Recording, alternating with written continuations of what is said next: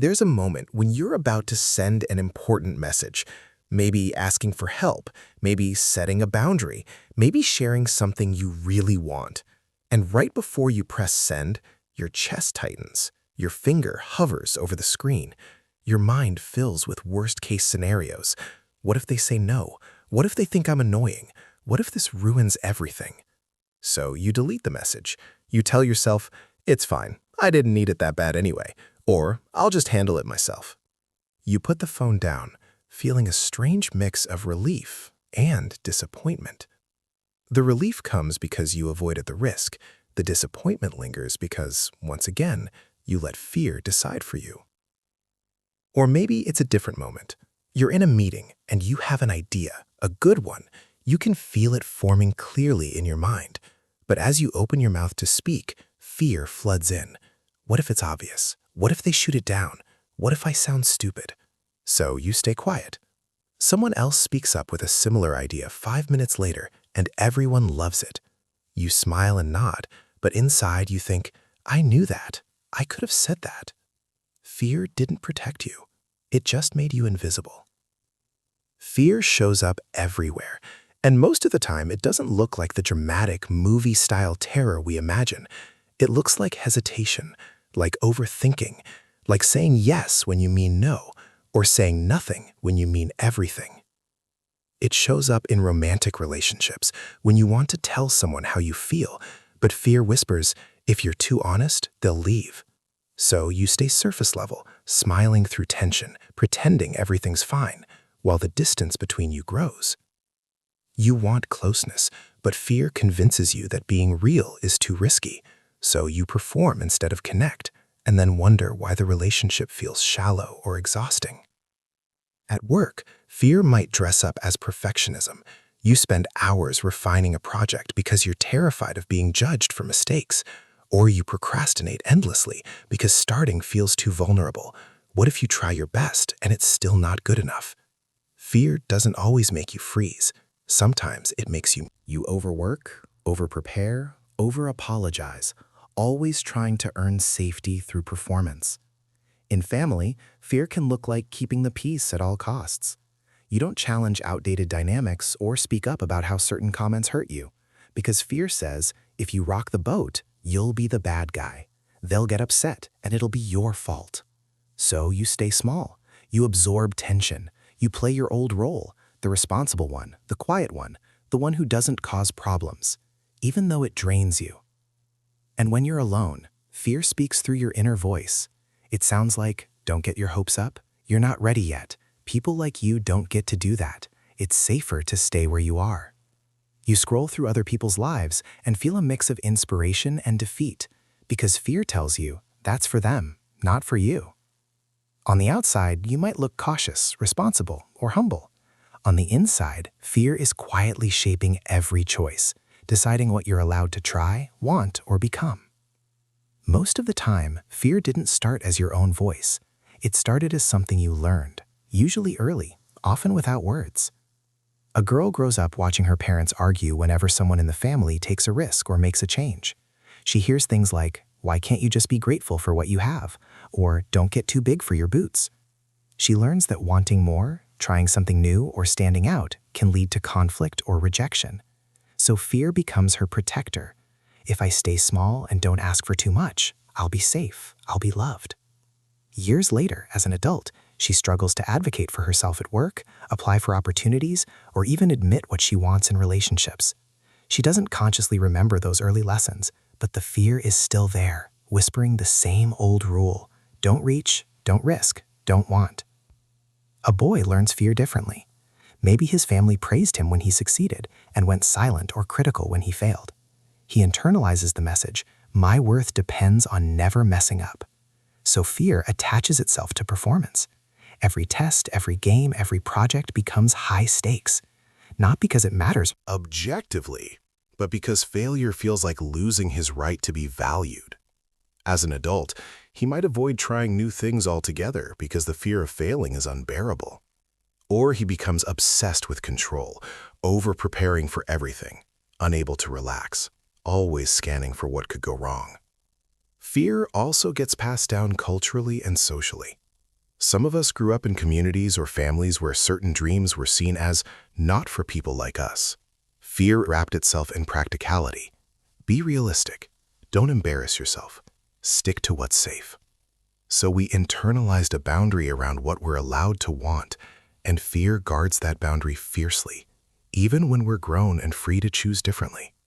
Psychologically, much of this connects to what's called the negativity bias, the brain's tendency to prioritize threats over opportunities.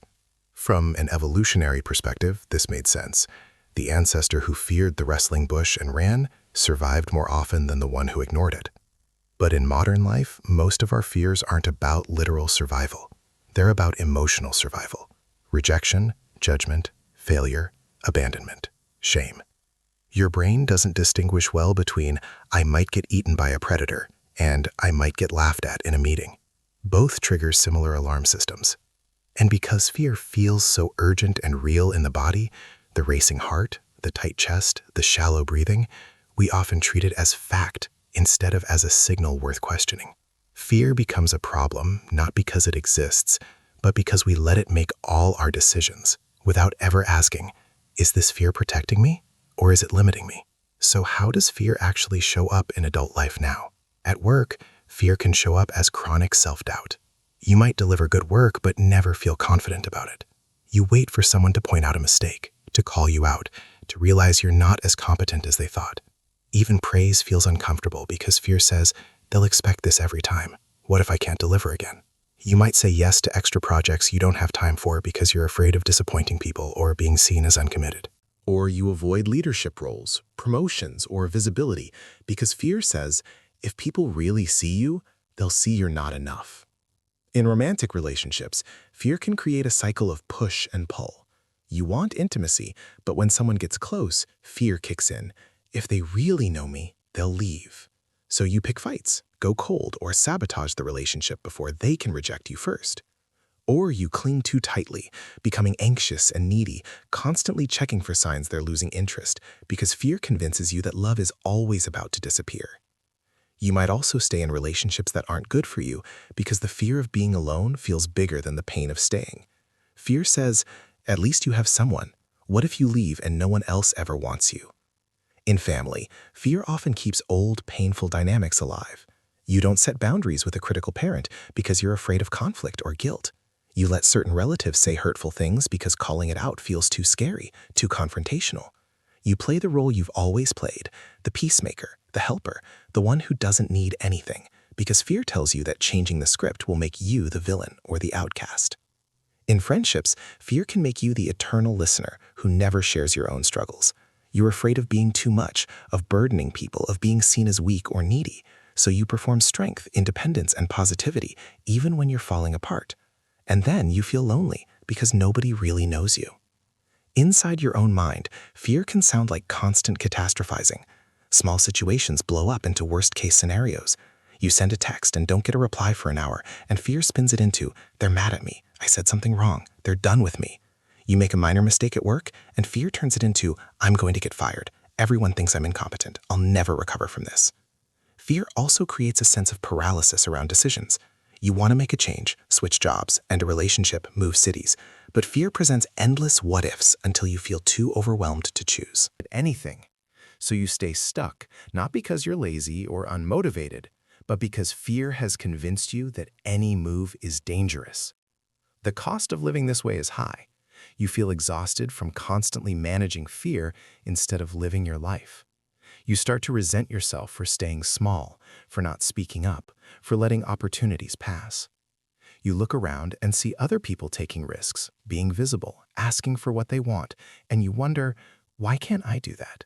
What's wrong with me? But here's the reframe. Fear itself is not the enemy. Fear is information. It's a signal. And like all signals, it's worth listening to, but not obeying blindly. Sometimes fear is protecting you from real danger. If you feel afraid walking alone in a dark alley at night, that's your nervous system doing its job. But most of the time in everyday adult life, fear is protecting you from old danger, things that hurt you once, things you learned to avoid as a child, things that feel threatening even when they're not. Fear of rejection might be your system remembering a time when being different or asking for help led to punishment or abandonment.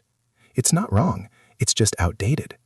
Your adult self has more resources, more choices, more capacity than your child self did. But fear hasn't updated its software. It's still running the same protective program from 20 years ago. When you feel fear around something that isn't objectively dangerous, like sending an honest message, trying something new, or setting a boundary, that fear is often pointing to growth. It's showing you where you're bumping up against an old limit, an old rule, an old version of safety that no longer serves you.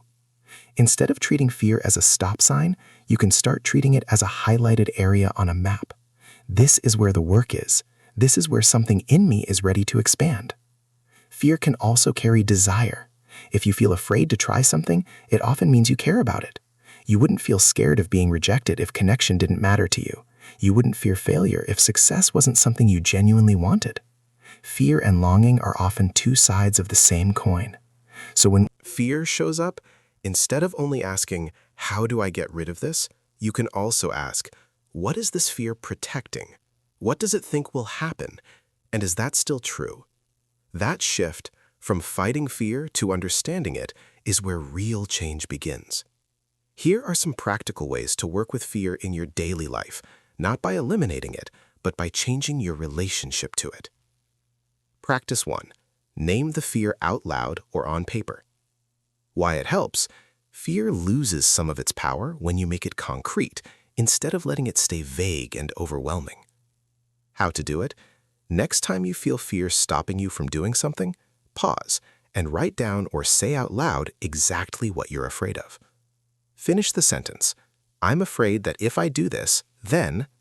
Be specific. Not, "I'm scared," but, "I'm afraid that if I speak up in this meeting, people will think my idea is stupid and I'll feel humiliated." Or, "I'm afraid that if I tell my partner I'm hurt, they'll get angry and leave." Mini scene. You're about to send a message asking a friend for support. Fear rises. You stop and write, "I'm afraid that if I ask for help, they'll think I'm needy and annoying and they'll start avoiding me." Seeing it written out, you realize, wait, is that really true? Have they ever actually done that? Often, fear is based on a story, not a fact. Naming it lets you see the story clearly. What's difficult? It can feel silly or dramatic to write fears down, but the act of naming shrinks the fear from a huge, paralyzing cloud into a specific, questionable thought. Practice 2. Ask, "Is this protecting me or limiting me?" Why it helps: not all fear is bad and not all fear is useful. This question helps you tell the difference. How to do it? When you feel afraid to do something, pause and ask yourself, is this fear protecting me from real harm, or is it protecting me from discomfort, growth, or old wounds? Real harm, physical danger, being around someone abusive, risking your safety. Old wounds, rejection, judgment, failure, vulnerability, things that hurt but won't destroy you. Mini scene. You want to apply for a new job, but fear says, "Don't, you'll mess up the interview. You're not Qualified. You'll embarrass yourself. You ask, is this protecting me from real harm or from the possibility of rejection? You realize rejection would hurt, but it wouldn't destroy you. The fear is protecting you from discomfort, not danger. That clarity gives you a choice. I can feel afraid and still apply. What's difficult? Sometimes the line feels blurry. Start with small decisions and practice discernment. Over time, you'll get better at recognizing when fear is your ally and when it's your prison guard. Practice 3. Do the thing afraid. Why it helps. Waiting for fear to disappear before you act is a trap. Courage isn't the absence of fear. It's action in the presence of fear. How to do it? Pick something small that fear has been stopping you from doing. Not something huge, just one small step. Then do it while letting the fear be there. You don't have to feel confident. You don't have to overcome the fear first. You just take the action and let fear come along for the ride. Mini scene. You're afraid to send a text setting a boundary with a friend who always cancels last minute. Fear says, they'll be offended. They'll think you're difficult. Instead of waiting to feel brave, you type the message with shaking hands. Hey, I need more notice if plans change. It's hard for me when things get canceled last minute. You send it.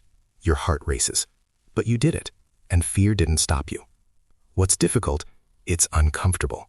You'll feel the fear the whole time. But over time, your nervous system learns, I can do hard things even when I'm scared. Practice 4. Notice where fear makes you perform instead of connect. Why it helps.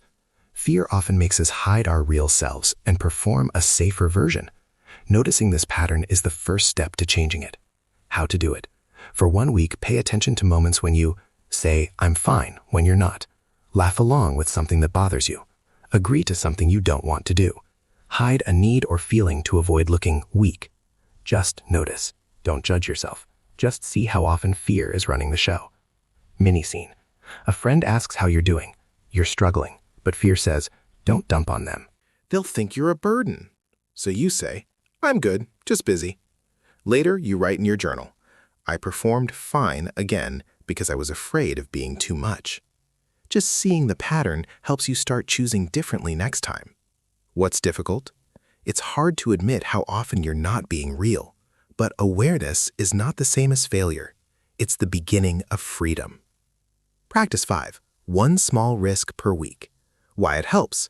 Fear shrinks when you prove to yourself, through experience, that the things you're afraid of are survivable. How to do it? Each week, do one thing that scares you a little. Not something reckless, just something that fear has been whispering no about. Examples? Share an opinion you usually keep to yourself. Say no to a request you'd normally say yes to out of fear. Reach out to someone first instead of waiting for them. Try something new even though you might not be good at it. Mini scene. You're afraid of being judged for your hobbies. This week, you post a photo of something you made, even though fear says people will think it's dumb. You post it anyway. A few people like it. One person comments something kind. Fear was wrong. Or maybe no one responds, and you survive that too. Either way, you learn. Fear lied about how catastrophic this would be. What's difficult? The discomfort before and during the risk, but the relief and pride after are worth it. Practice 6. Talk to the part of you that's afraid. Why it helps.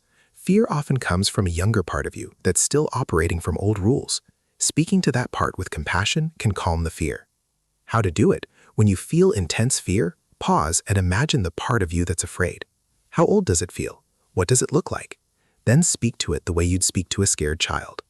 I know you're scared. You learned that this was dangerous, but we're safe now. I've got this. Mini scene. You're about to have a hard conversation with your partner. Fear screams, don't. They'll get mad. You'll ruin everything. You pause and picture your younger self, maybe 10 years old, terrified of a parent's anger. You say to that part, I know conflict felt scary then, but I'm an adult now. I can handle this. You don't have to protect me the same way anymore. The fear softens, just a little. What's difficult? It can feel weird or silly at first, but many people find this surprisingly powerful. You're not dismissing the fear, you're acknowledging it and updating it. Practice 7. Celebrate the moments you didn't let fear decide. Why it helps. Your brain needs evidence that acting despite fear leads to good things, or at least survivable things. How to do it? At the end of each day or week, write down one moment when you felt fear and acted anyway. It doesn't have to be huge. Even tiny wins count. I sent the message even though I was scared. I spoke up in the meeting even though my voice shook. I said no even though I felt guilty. Celebrate it. You're literally rewiring your brain to see courage as possible. Mini scene. You set a boundary with a family member. Fear told you they'd be furious. They were a little annoyed, but they respected it. You write, I was afraid and I did it anyway, and I survived. That sentence becomes evidence. Next time fear shows up, you'll remember, I've done this before. I can do it again. What's difficult? It's easy to dismiss small wins. Don't.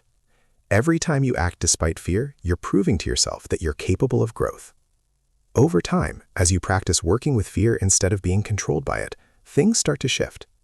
Not into a life without fear, that's not realistic, but into a life where fear has less veto power. You still feel afraid sometimes, but you also feel more space between the fear and your choice. You can hold both. I'm scared, and I'm doing it anyway. Relationships begin to feel more real. You stop performing safety and start risking honesty. And you find that some people meet you there with their own honesty. Some relationships end or shift, and that's painful, but it also clears space for connections that can hold the real you. You start to notice that the people you admire aren't fearless. They're just people who feel fear and keep moving. At work, you take more risks, not reckless ones, but the kind that lead to growth. You apply for things you're not 100% sure you're ready for. You share ideas before they're perfect. You make mistakes and survive them. And each time, fear's grip loosens a little more. You start to trust yourself more than you trust fear's warnings. Inside, your inner voice starts to sound different. Less, don't even try, you'll fail. And more, this is scary, and you can handle it. You still have hard days, moments of doubt, times when fear wins. But those moments don't define you anymore. You see them as part of the process, not proof that you're broken. You also start to see fear as a companion on the journey, not an obstacle blocking the path. It's there because you care, because you're trying, because you're alive and reaching for something that matters. And that's not something to fix. It's something to honor. So let's return to that first moment, sitting with your phone, afraid to press send. Before, you would have deleted the message and told yourself it didn't matter. Fear would have won by default. Now you pause. You feel the tightness in your chest. You notice the thoughts. What if they say no? What if this ruins things?